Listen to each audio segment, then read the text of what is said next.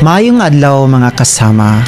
Sa Matthew 6:33 nag-ingon, "But seek first His kingdom and His righteousness, and all these things will be given to you as well." Ang Mateo 6:33 nagahatag og dakong pahimangno nga ang atong prioridad kinahanglan ang pagpasakop sa paghari sa Dios ug pagtuman sa iyang mga kabubuton. Kini usa ka paalala nga dili ang material nga butang ang angay natong buhaton, apan ang atong relasyon sa Dios ug ang pagsunod sa iyang mga kabubuton.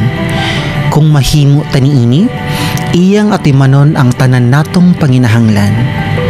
Ang pagkahimakas sa Dios ug pagsalig sa iyang mga saad magdala og kalinaw ug kahimsog, ingon man sa atong mga espiritu, ug ipakita niya ang iyang pag-atiman sa tanan nga aspeto sa atong kinabuhi.